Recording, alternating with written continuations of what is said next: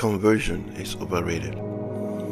It's overrated, especially in the Christian world. We look at the Great Commission as a challenge, a call to us to go and convert the world without understanding and looking at the way Christ lived his life.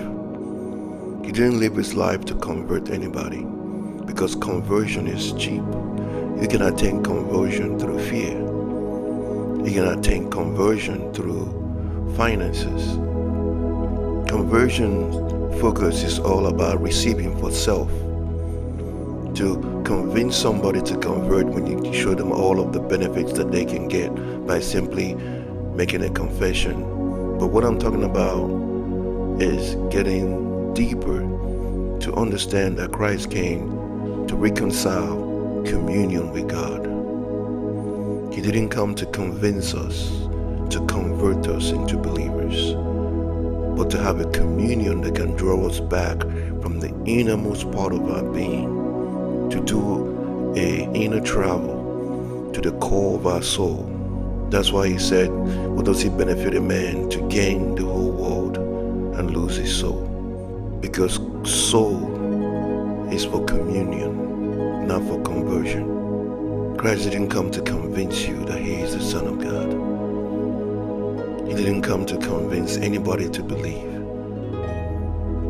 But when your soul is touched by his compassion, by his presence, by him being authentic to his calling, that is communion.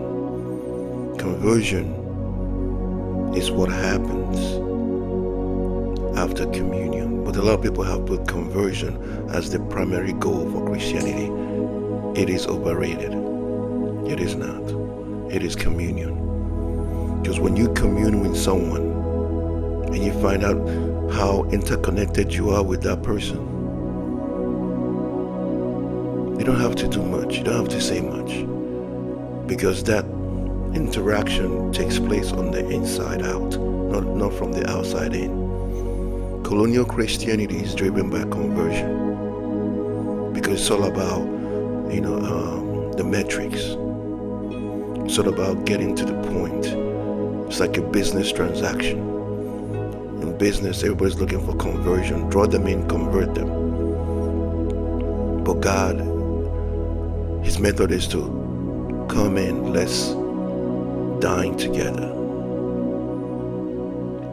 That's what Christ came for.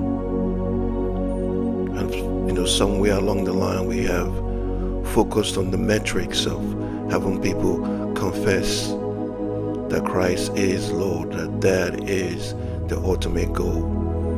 The ultimate goal is communion. Start with communion. Communion with people. It's not about conversion. It's not about just getting married just to get married. It's about communion with souls. And then souls decide. Because when you get deeper into who you are, you will not find nobody that can satisfy your soul but God. Psalm 107 verse 9, for the Lord satisfies the longing soul. Nothing can satisfy the soul. So when you hear people talk about soul ties and through sex, that's just bogus. The soul cannot be attracted or drawn away from its position by material things or by sexual encounters. There's emotional and psychological attachments, but the soul is not moved. Why? Because Psalm 107 clearly states it, that it's only God that satisfies the longing soul. The soul only longs for God. So do not be deceived with the teachings, people talking about soul ties everywhere. No, your soul is tied to God, and when the soul is longing, it's only longing for God because God can satisfy it. That's why no matter how much drugs, no matter how much power, no matter how much money, no matter how much sexual encounters you have, the soul is never satisfied. Why? Because it was made that way. Infinity only desires or longs for that which it truly is. None of these temporary pleasures that we think draws the soul out of its position. And how do you have a soul connection? through communion. That's the essence of the Great Commission. Go into the world and commune with people, not convert them. Because now you're thinking like a colonial Christian, depending on metrics. God bless you. Commune with God, commune with yourself, commune with others. Satisfy soul. That is the truth.